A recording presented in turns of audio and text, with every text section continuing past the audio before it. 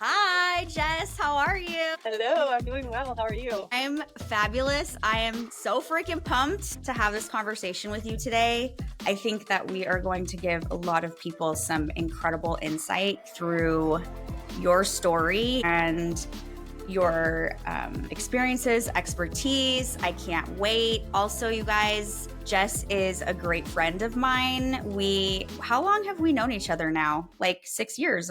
It's like 5 or 6 years. I think we met in June of 2020, May or June. Okay, so 5 years. yeah, yeah, okay, I love it. So Jess and I go way back professionally and personally, and I'm so excited for her to be here sharing her story. So let's just dive in. Today we're going to talk about your journey through the mental health system, one of my favorite topics, right? So let's talk about that. But before, I would love, just before we dive into that part, maybe just give us a tiny little background about you personally, like where you grew up and where you are now. Like, I know you live very rural, which I always find fascinating about people because I'm a city slicker, and so just give us like a tiny little snippet, and then let's get into this epic journey that you've had to, holistic healing and all of that. Sure. So my name is Jess Brown. I grew up in northern Minnesota. I'm Iron Range, if you can't tell from my odd accent. I think it's diminished over the years because I've lived in central Minnesota for several years now, but I grew up there. Lots of iron mines, iron ore, and all of that. I was born into a family of, well, my parents were very young when they had me. I guess I'll say that. I don't want to disparage any of my family, but they were very young when they had me, and it's caused chaos in my life early on. So, I made How it old through. are they? I think my mom was 16, maybe 17, and my dad was 17. So these are some young, mature kids. Yeah. Yeah, totally. They're not ready to be parents. No, no, not at all. So I think that was hard. My dad also had significant struggles and issues with his vision. I have really bad issues with my vision because of that. So, and he didn't get a lot of support. I mean, it just wasn't a thing back then to have that kind of support. And he was put down and didn't have a good start himself. So, I mean, of course, he's not going to be a great dad. Of course, he's probably going to have problems of his own. So that's kind of where I started from. But my mom was a very hard worker. She didn't have a rich background, but Mhm. she worked her way up. She's a very, very hard worker. I resonate so much with your story, Andrea, because I know that your mom was kind of that same kind of cutthroat, do or die, whatever it takes Yes. to have success kind of thing. That's my mom too. Yes. Um, Yeah. and she's still working. That's just who she is. She just wants to keep working. It's kind of, I think she has two master's degrees now. She is a manager at a very large company. So, and she started Mhm. as a switchboard operator. For the young people that don't know what that is, you're literally answering the phone call and plugging it into the wall so it connects to a different room. Yeah, she literally started at the bottom, just like my Yeah. mom. Yes. Yeah, so she started very, very, at the bottom and worked her way up, educated herself, and that's just who she is. So I didn't have that emotional connection. You know what I mean? Like when you come home and have a bad day from school or a bad day at school, that you can just tell your mom. Like my mom's response would be, was, it could be way worse. Buck up. So I mean, Yes. Yes. there. Yes. You're lonely in your feelings. Yeah. So just that emotional support wasn't there for me, but I did the best I could. I started developing like mental health problems early on just because of the dysfunction that I was in. My dad was also a violent alcoholic. That was just how his Mhm. issues came out. Very violent and had severe substance problems. So just having that tumultuous lifestyle for a kid, this is from 0 to 5 or 6 years old. So it was Yeah. tough.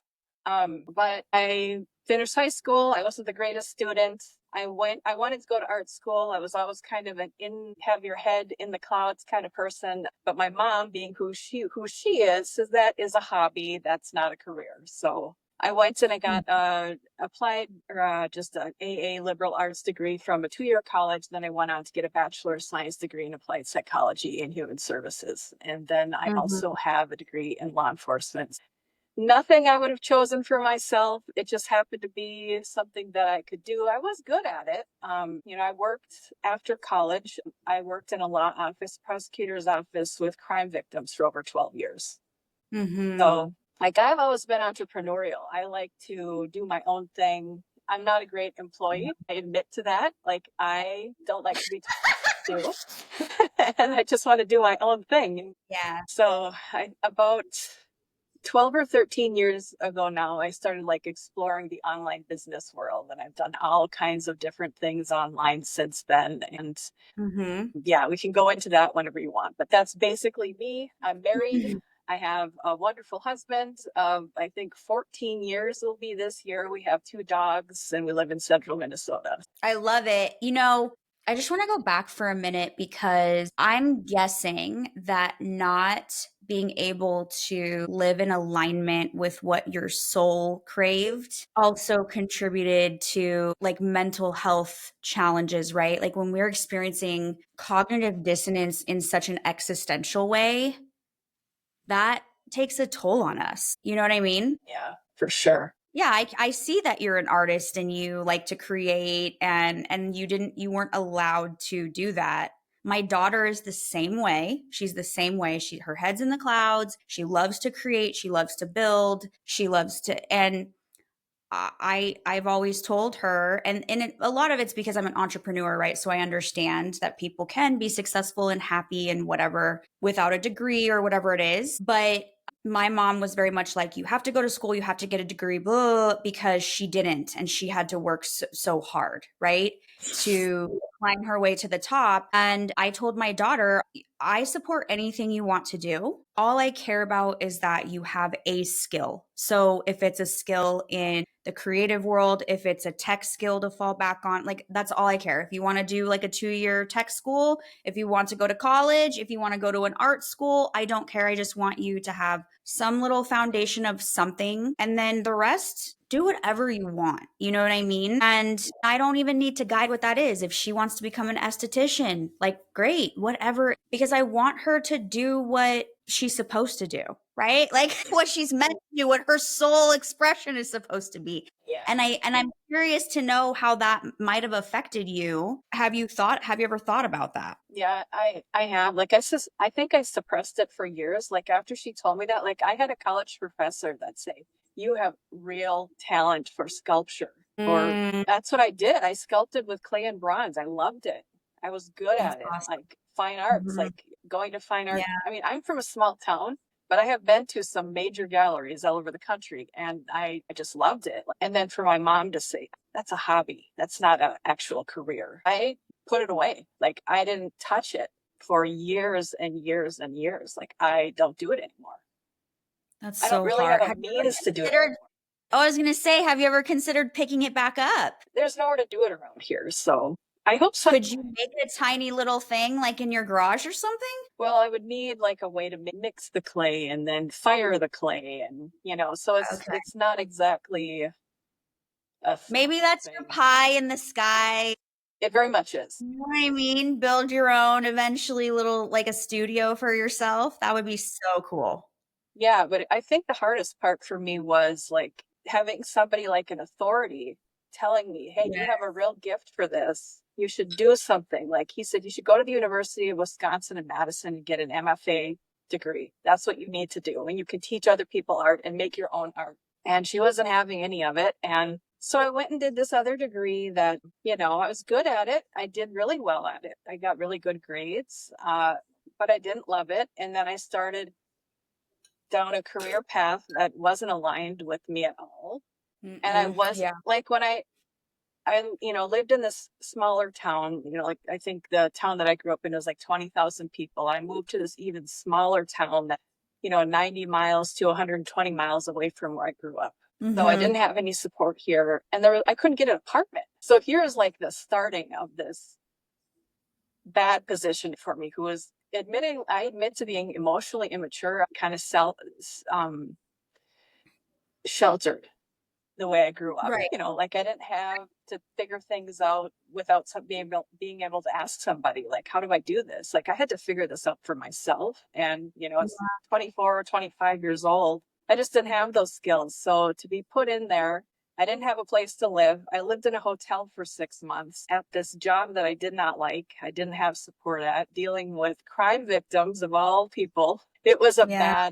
bad thing for me to be in. Yeah. I can imagine that that job itself came with trauma as well. I know as a therapist, I've experienced some secondary trauma from some things that I have walked, people through. I think that's something that a lot of people don't understand is when you are in any kind of job that you are supporting people in these types of ways, it's pretty intense and the person supporting can also experience trauma secondarily through these things. Yeah, for sure. For sure. I mean, I did general crime. So I dealt with everything from a simple shoplifting to homicide Yeah, and it's say, and, all that DV, all that stuff. So not good. mhm. Yeah, it's intense. Tell us a little bit about, I mean, obviously we always have mental health. We always have mental wellness, but when did you like enter, the mental health system itself? And tell us a little bit about that. Okay. So, And listen, do not hold back. They yeah. need to know, right? This is like an advocacy tell all podcast. So please, like, I know you have a story to tell and you have opinions, and this is what we're here to hear. Yeah, I very much do. So my first, I kind of laughed. I'm not laughing at you, but when I was listening to your first podcast and you're sitting in the room with the old man at that young Yes. age, that was me. I was 13. Yeah, around almost exactly the same. Yeah. I was just like, what the fuck is this? Like, Yeah. who is this person Yeah.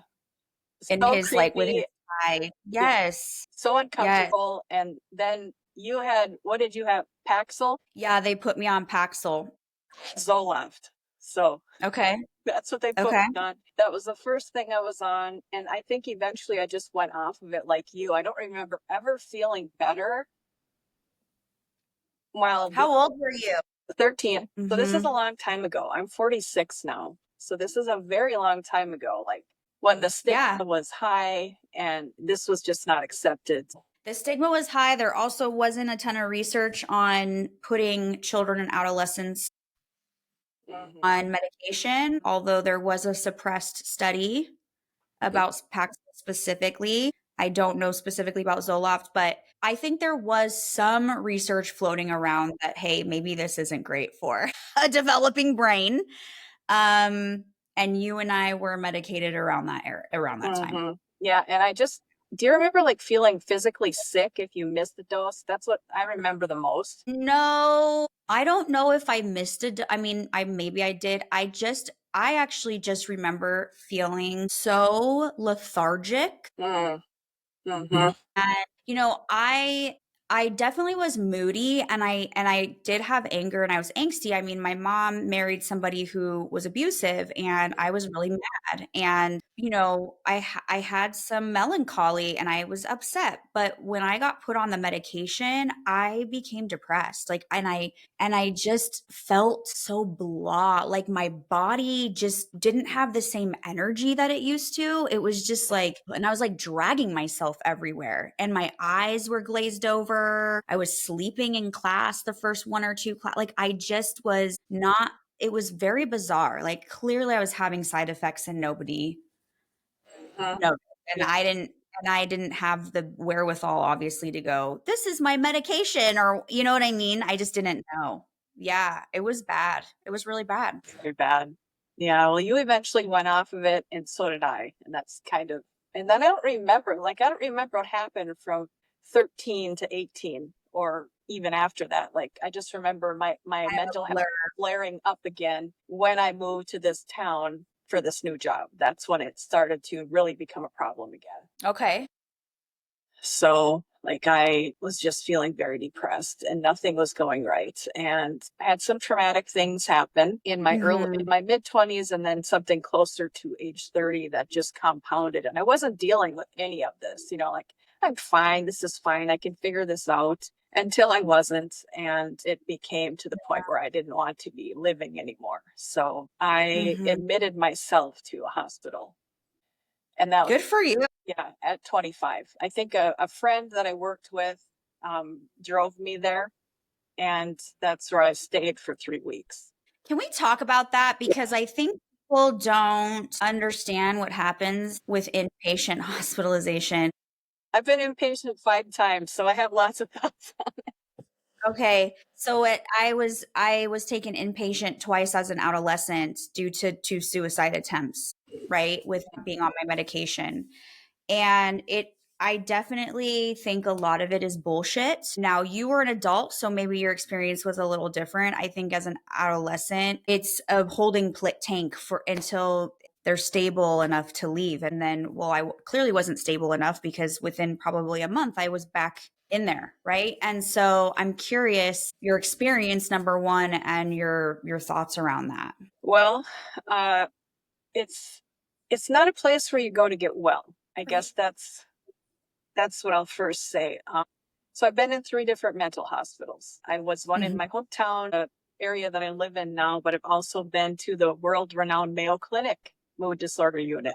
I was there Oh, for a month, and that's where I was diagnosed with some different things. So that's yeah. I spent close to a month there. Like I maxed it out. The longest you can stay for insurance, I was there. So the ones that were okay. smaller in hometowns, you're basically just there to be stabilized, and it's not in any way, shape, or form therapeutic at all. Let's talk about what that means because not everybody, and this is really great for parents to hear who might have an adolescent or a young adult in their life who is struggling with their mental health significantly, and maybe friends or people or the therapist has brought up hospitalization and you're at your wits end and you're scared and so you're really considering it. I really want you to listen up because it might not actually be the best option, right? Because when you go inpatient for being stabilized, you go in, they mess with your meds, which is very dangerous to do.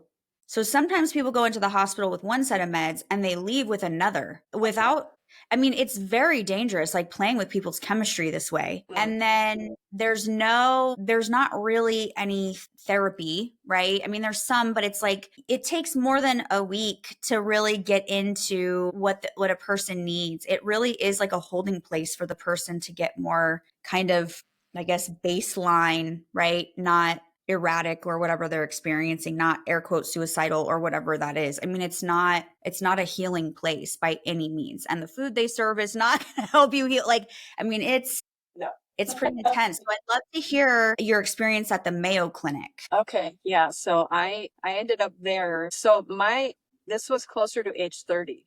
My Okay. mental health was so bad. It was around age 30. It's kind of getting messy in my head, but it That's was getting okay. so It makes bad. a blur sometimes. But I remember exactly what happened. So, like, I had extreme body pain. Like, my whole body was aching. Every day, like, my husband would have to help me out of bed just to get my creaky, painful body going. And so I ended up down at the Mayo Clinic and for several tests, like over like a span of a week. And because everything came back normal, they said you have fibromyalgia, which I Mm. have my own thoughts on that diagnosis and that whole thing at all. I mean, I'm not disparaging anybody else's experience, but for me, it wasn't right. And so, Fibromyalgia is like literally a person whose trauma is screaming through their tissues and their fascia. That is what it is. it's mental And health it's related. okay if you offend people, Jess. That's the whole point. You guys, Jess is very cautious. She doesn't like to offend or polarize, which is funny because you're on a very polarizing but there is so much research about early life trauma and autoimmune disease. I think it's a bullshit diagnosis that basically says we don't know what's wrong with you, so we'll just slap this on there. Yes, 1000%. 1000%. It's like a catch all. Yeah. Mm-hmm. So I went home from there, and then I had plans to come back for like this 6 week pain clinic. I was going to Okay. be down there living out of a nearby hotel and going to this pain clinic every day. So my husband brings me back down there. And I just remember sitting in the waiting room, being admitted to this thing and bawling, just sitting there crying. Like, I don't even know why. I just was hurting so bad. And I just felt so Mm-hmm. hopeless. And then I think eventually my husband left. And then I was just there by myself trying to navigate all of this. And I started talking with one of the nurses, and she's like, asking me questions, very pointed questions. And I said, yeah, I don't want to be alive. So then I went to a different building and I ended up at their mood disorder unit. And that's where I Mm-hmm. stayed for close to a month. So I was inpatient at their mood disorder unit, which, from what I heard from other people that were there that had been there multiple times, they were not known for this amazing program there. Even though Mm-hmm. it was the Mayo Clinic, that's not something they were known for. So whatever. Like, I don't know a lot Right. about it, but Right. so Okay. when you're there, like every day you meet with this whole team of people, like multiple psychiatrists come in, occupational therapists, social workers, chaplains, all these people come in and you meet with this whole team. And then over a span of weeks, then they slap some labels on you and say, you have this and you have this. And, you know, and then during the day when you're not meeting with the doctors, you go to these group meetings or you might go to the art room and make some things. It's very bizarre. Or you might watch movies. Sometimes they let you go outside. It's like kind of being in jail. You're not just, You weren't allowed to go outside every day? no, no, definitely not. Nature is literally I'm just like, what? I know I didn't go outside the whole week. I don't even think I went outside the whole week, which is crazy. I didn't get any natural sunlight. Right. Yep. We can look Of out. course, they have to medicate you to sleep. You're in a scary place, Yeah. disconnected from everything you feel safe with, and you don't get any sunlight. You guys, I can't even. Yeah. Okay. Yeah. The food was So bad there. So I ordered my food. the food was bad. Yeah. So I delivered, I had the money back then. I was working full time. So I just ordered my. Yeah, I love it.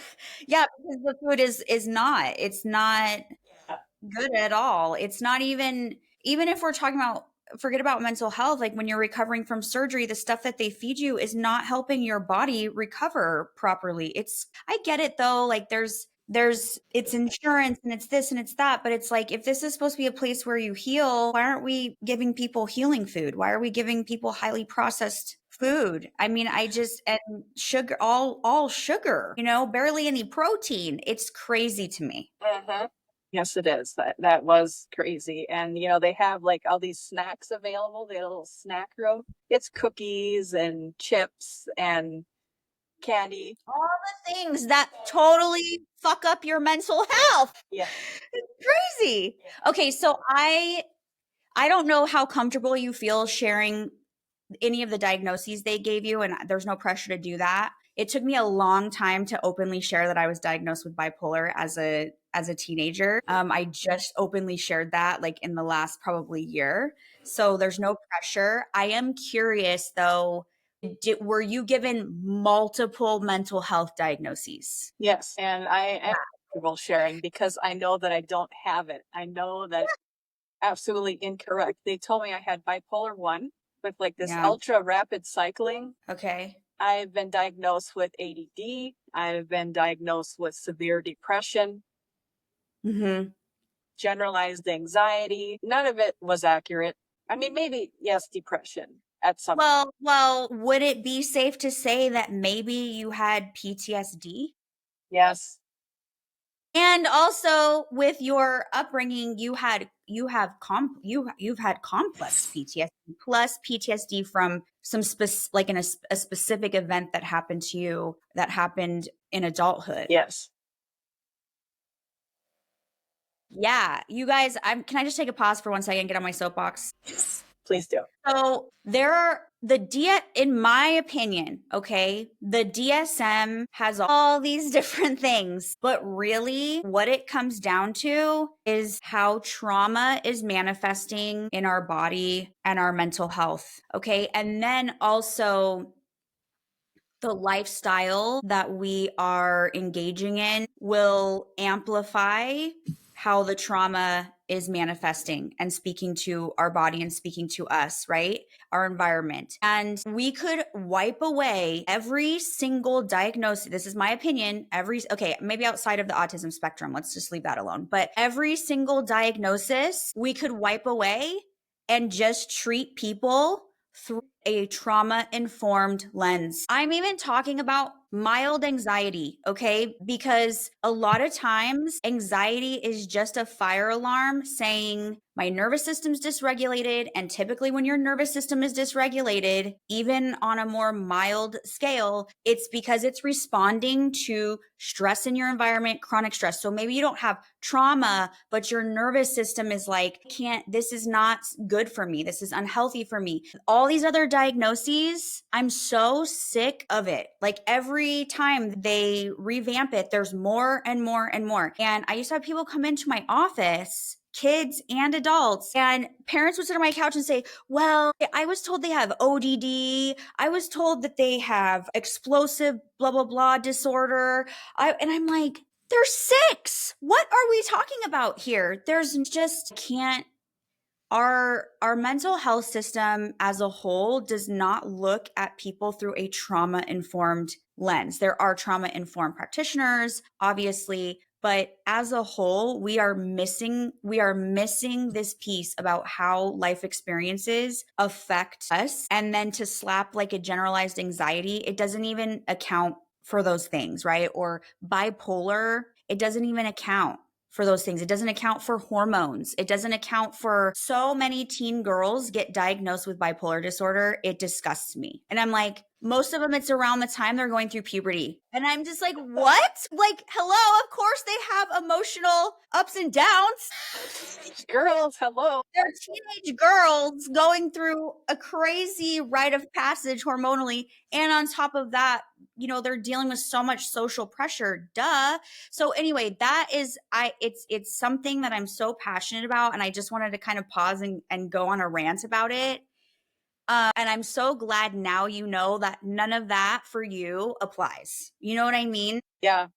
But I lived. What was it like for you, though, for people to say that to you? Yeah, I felt really dysfunctional. I mean, not saying that if somebody has that, I have total, empathy for them. But I lived with that stigma, especially in a Yeah. small town. Oh, she has bipolar. Watch her. Be careful. Yes, because bipolar disorder is very villainized. Like they're up and down, they're crazy. You never know what you're gonna get. Like very, very polarized. It's not.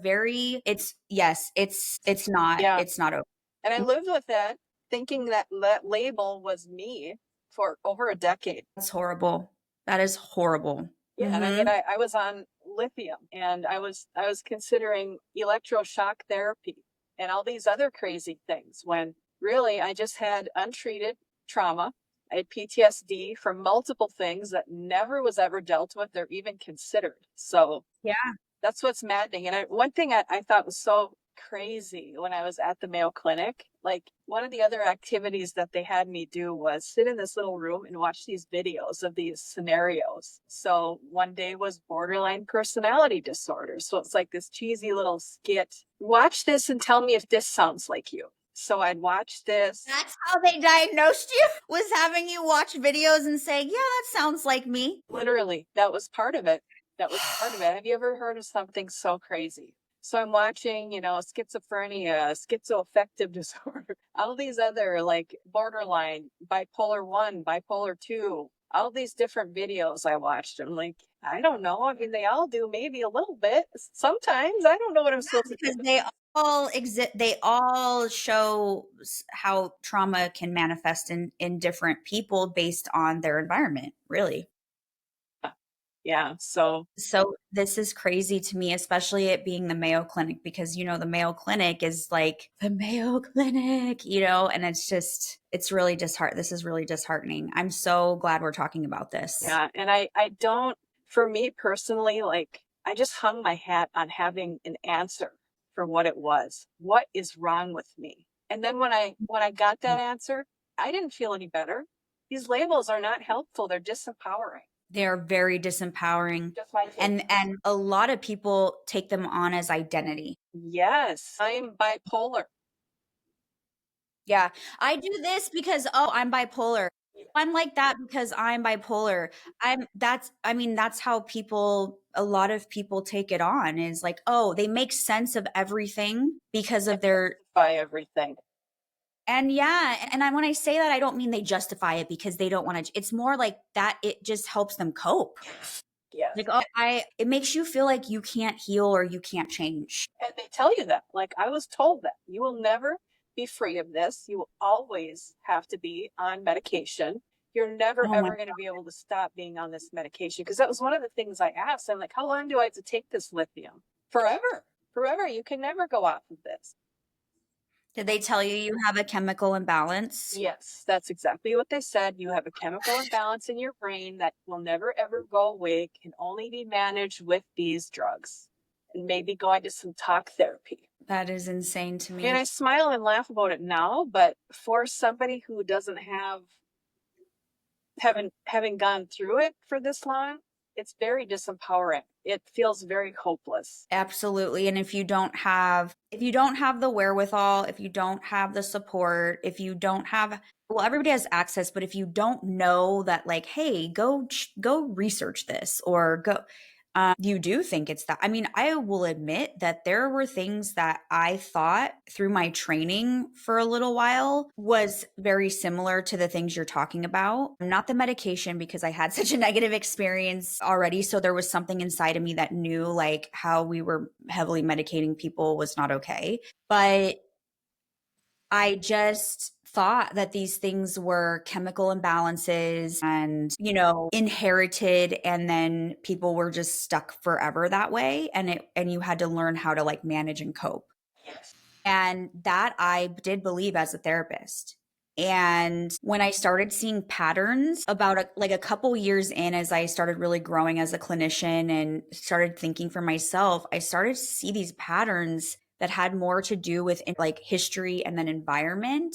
And I'm like, okay, there's something else going on here, right? This is not just like the person is mentally ill and they have a chemical imbalance. And, that's when I really started to think for myself. But it took me a while because I was surrounded by all these experts and psychiatrists, and, that were like, no, it's this, it's this, it's this. And so I had to really kind of wrestle with what I was observing versus what I'm being told is like it is. And it took me a long time to really break out and kind of, think unconventionally as a practitioner, because Well, it's I mean, hard as everywhere. society, we are conditioned to think that the people in white coats with the really fancy degrees, they know better than we do about our own bodies. Yeah, yes, yes. It's really bad.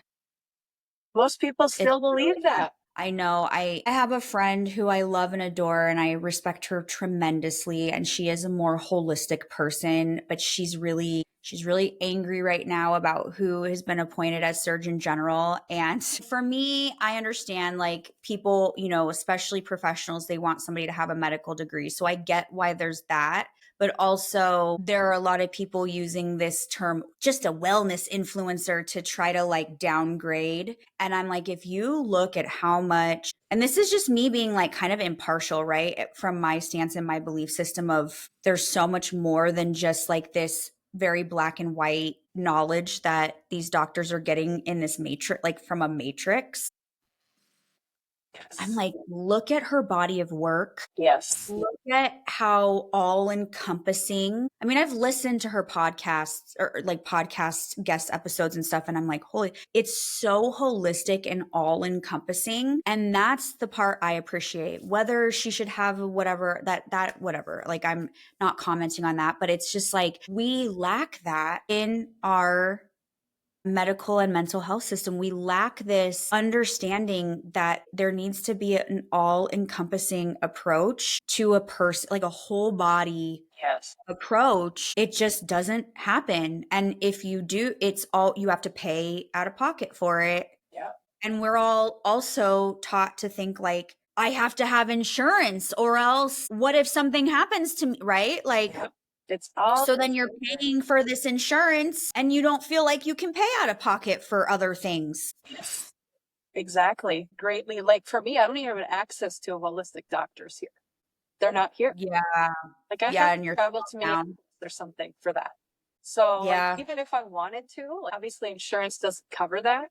I don't have access to it just because why? When there's all these traditional type, doctors around, there it's never gonna work here.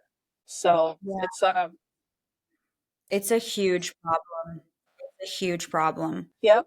Okay, so you were put on lithium. Let's talk about your journey to holistic healing. So you're put on lithium, you think I have bipolar disorder, that's it, this is me, I'm doomed, right? And then clearly something changed and shifted for you. Well, I just started missing more and more work at my old job, and I just knew that I could not go back. I started having like anxiety attacks. I just didn't go back, and that was fine. And then in 2020, I just started researching. Actually, it was before that, researching different ways to manage it. And I'm still taking all these different drugs. I was on.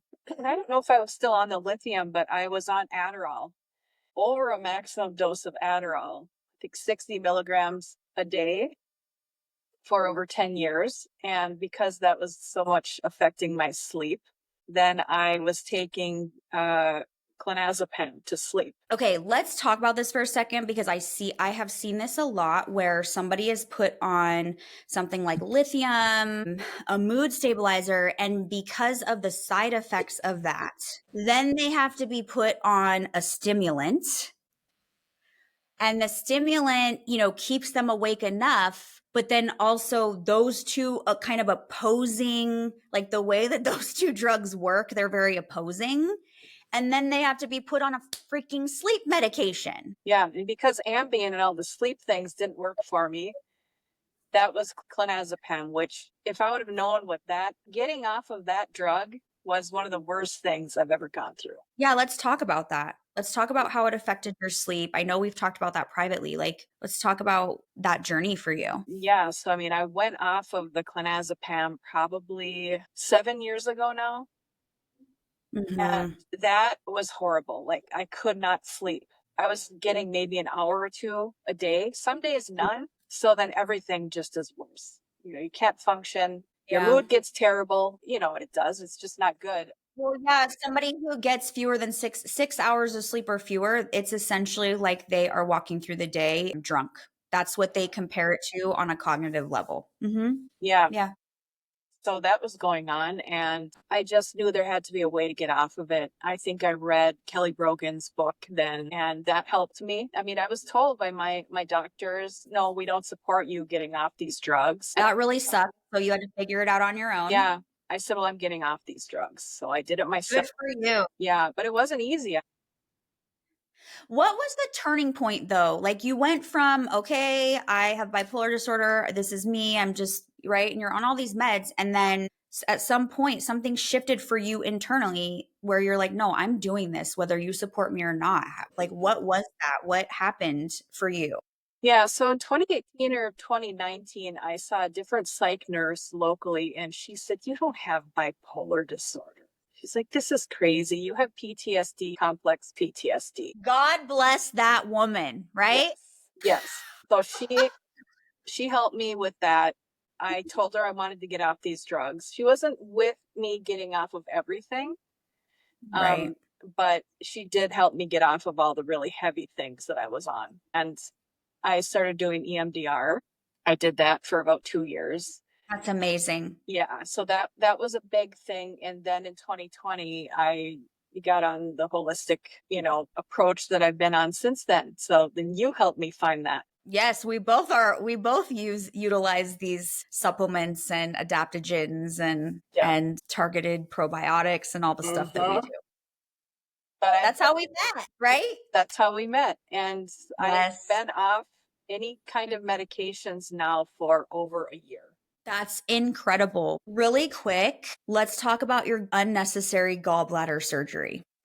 Gosh, yeah. This is the thing, even though that's not air quote mental health, like all of this stuff matters. Our bodies, it all affects everything, right? It's not one or the other. That's the whole piece that I feel too is missing in our system is that it's like mental health's this, physical health is it's like no, both are so deeply connected. Yeah, I mean, and this goes back to like the same body pain I was having when they said I had fibromyalgia. So that was this was in, the early 2009, 2010 around there when I had a lot of really traumatic things happen in this short period of Yeah. time. I wasn't dealing with them.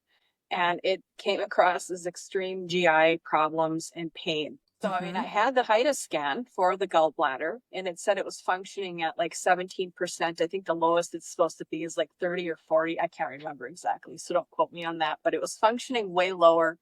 And they said that it was diseased. At no time did they ever say, hey, lady, what do you eat? What are you eating? Do you They sleep? didn't ask you what you're eating at all? Nothing. And they said, are you, uh, how's your stress level? None of that happened. They just basically said, oh, it's diseased. It needs to come out. You're going to feel so much better when you have this thing removed. This is insane to me. Hmm.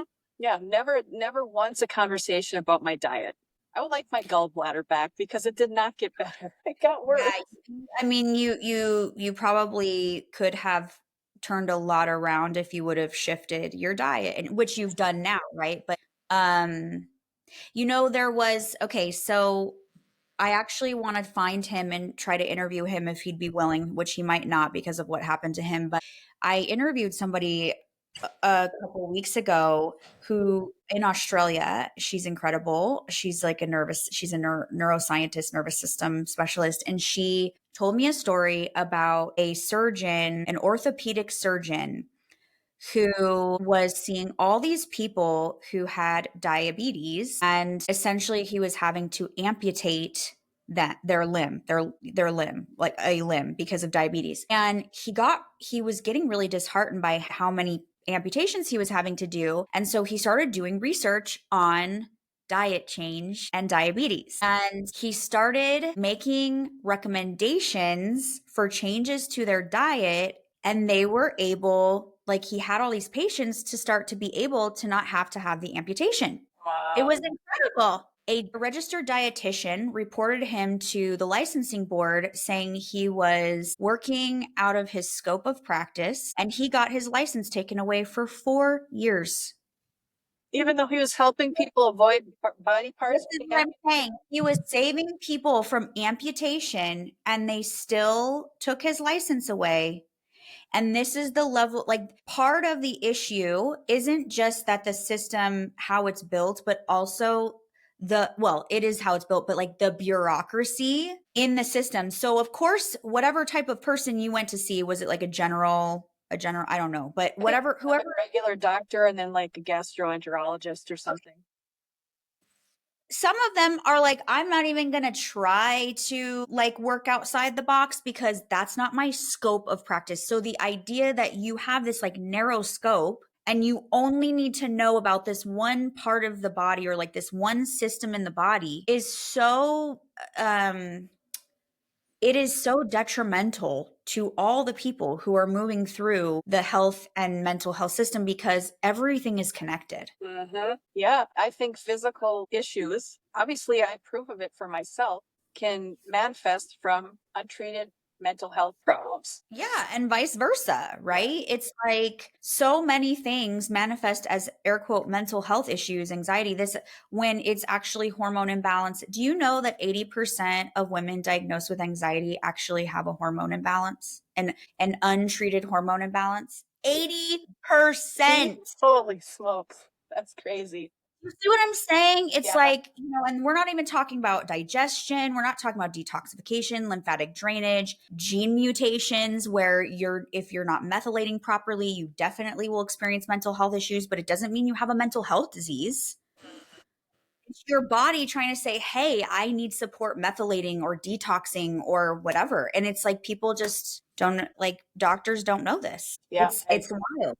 It's not helping people. No. And so, okay, you've been off all medications for a year. Tell us how are you doing? I'm doing great. I mean, challenging days like everybody, but for Yeah, the most totally. part, no. It's all for me. It's like, okay, if I'm feeling like crap, what am I going to do about it? I have to get up and move. Like, I'm all about the energy. You know what I mean? Like, get the Yeah. energy flowing again. If I'm sitting here feeling sad or anxious and wallowing in it, then it's going to keep just getting worse. So I have to get up and do something, go for a walk, do a workout, build some muscle, something, like do some sort of productive activity to feel better. But I mean, it's just like I do well most days. Hmm. It's hard at times, but I know that I'm myself and that I'm figuring out the path for myself going forward without having to look for these external things that I have a long history of not being helped by. I don't remember ever feeling better by any of these drugs. I've been on so many of these drugs. One, So, how are you sleeping? Because this is the thing, you were on medication for so long, and that's a long-term process, like to really heal that. And I get pretty high quality sleep, but even I am still healing. It's not, I wouldn't say it's like 100% rock solid.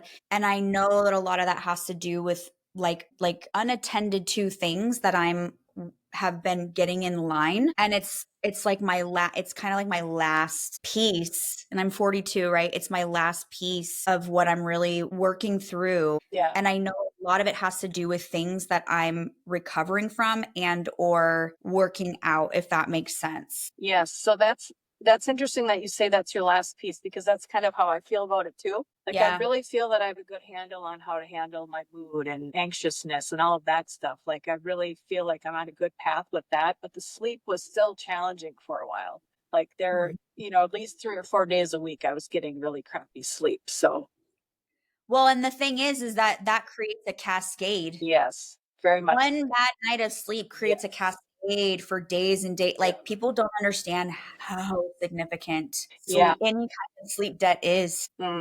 Yeah. So now I feel like I'm in the best place I've been with sleep in years, literally over a decade.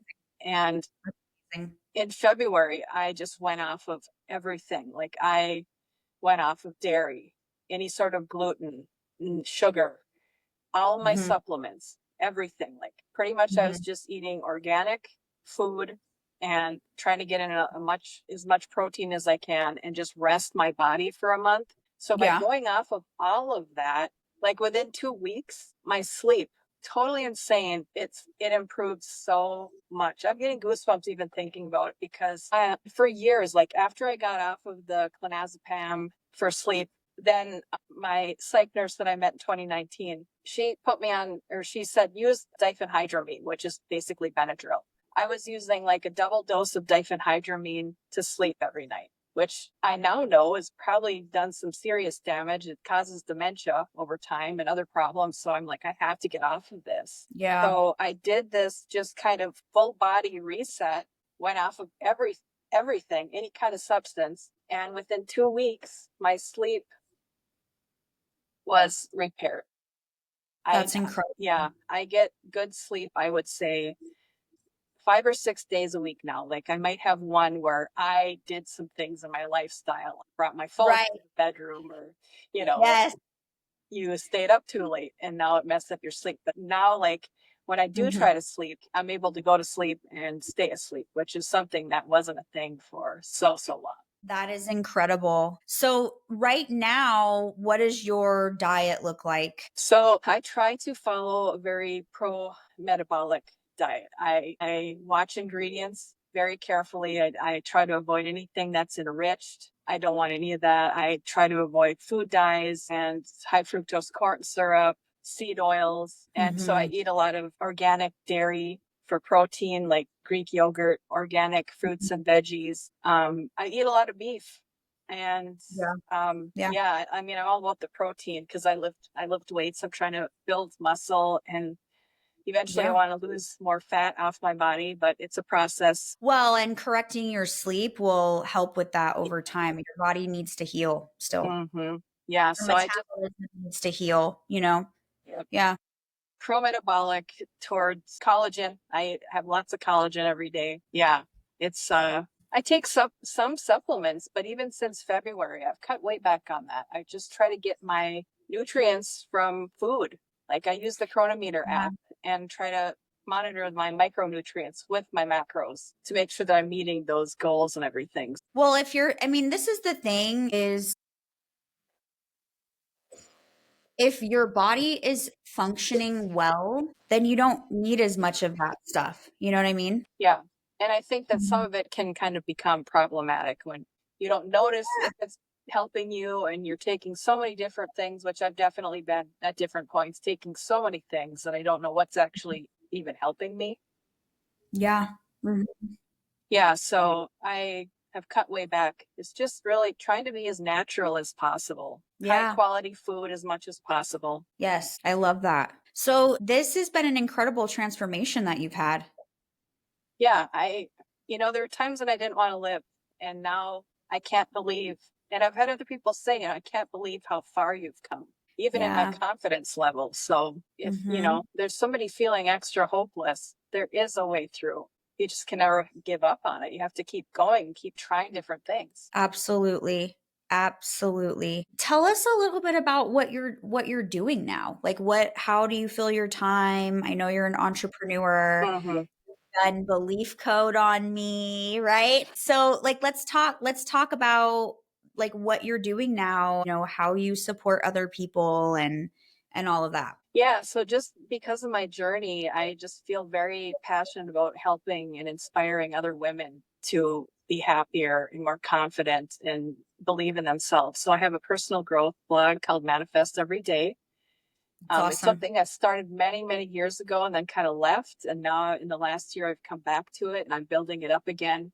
And I'm also a certified belief code practitioner. I got all my certifications last year. And so I'm doing sessions on people and animals and even babies. I did one on a 2.5-year-old baby last week. So I just absolutely love. That's incredible. Yeah. Yep. She was having, some different issues. And it's just so cool to be able to work on any kind of person and even animals. I've worked on horses, cats, Yeah, dogs. you've worked on my cat. He's done a 180. He's still pretty needy, but We can try to do some more on him. I will tell you though, he's so much more respectful. It's kind of a weird thing to say about a cat, but he used to be so invasive and just nonstop. I just want you to pay attention and do this and do that, and just always so distressed. And now he's much more independent, and he only comes around wanting that like a little bit here and there. And it has been so helpful for our family too, because it gets stressful when you have an animal who can't actually use their words, and Right. they're doing all these weird behaviors. And animals are supposed to help calm your nervous system, not dysregulate it. And so I was like, this is not good, right? And he's done a 180. And you also found some things that we needed to talk with the vet about that we're addressing, and that's helped. I mean, it's been really, really cool. Thank you. Yeah. I mean, I absolutely love the work, very passionate about it. Like I knew, and just so everybody knows, like Andrea is the one that kind of encouraged me to look into the emotion and the body and the belief code. So like over a year ago, she said, you should look into that. And I remember seeing the book like on Amazon or Yeah. something. What is that? I never looked into it. And then I had a few Yeah. sessions of my own, and it was just such a powerful, simple, but so powerful modality. Yeah, it essentially has completely changed my life. I mean, I would not be who I am, or like the iteration of myself that sits in front of you, if I didn't have a year of weekly belief and body code to clear away some of the stuff that some I didn't even know was even buried in there, and some I did, that no matter how much I like tried to be self-disciplined about my own patterns, right, of like flying off the handle or whatever it was, right, that it just didn't work, because you can't discipline your subconscious. Your subconscious like drives 90-95% of your behavior. So to have something where it's rewiring, it's clearing, it's rewiring, it's profound. I mean, this episode isn't about that, so we won't super get into it, but you guys like look it up, go look at Jess's page. Jess cares deeply for the work that she does. She's thorough. She puts her heart and soul into it. It's a highly effective modality. I talk about it in length in my root cause healing roadmap that I've just released. Like, I am obsessed with it. And one of the things I love about it is that you don't have to like talk about everything, right? You can say like, here's what's going on, here's the issue, and then like just does the rest, which is really good for people who maybe aren't as emotionally attuned. Maybe they have some trauma, maybe they don't like talking about their feelings, they don't know how, right? Trap. emotions and trauma and imbalances from the body and belief systems. So it's can work on so many different areas of life. Yeah, and it's also helped transform my health as well. Not just like my physical health, not just my like Mhm. mental well-being, right? And my emotional well-being. I mean, it is really same with my husband, same with my daughter. So it's been Mhm. we have found like trapped toxins in my daughter's body, from things that she's eaten, like all sorts of stuff that it was affecting her, but we had no idea it was there, right? So definitely check that out. So is that primarily what you're doing? You're doing your blog, you have your practice. Yes, and I'm probably going to be starting to create some of my own products too, like some books and guides and stuff like that that I'll be selling too. So I love it. I can't wait to check those out. I can't wait to see what thank you you. create.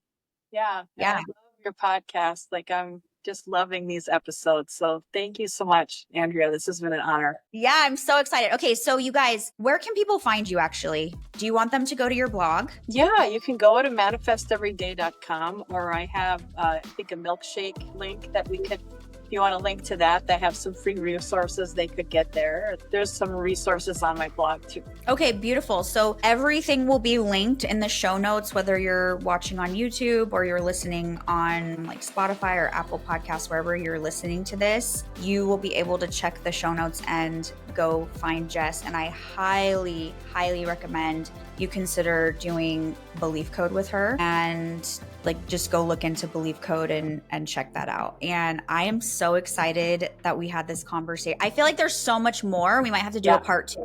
Yeah. We didn't even get to, big pharma marketing or anything. So we might have to do like a part 2 episode. But I'm really excited and I can't wait for everybody to hear your incredible story of transformation and finding personal freedom. Thank you for sharing Thank it. you. Yeah. All right, guys, we'll see you in the next episode.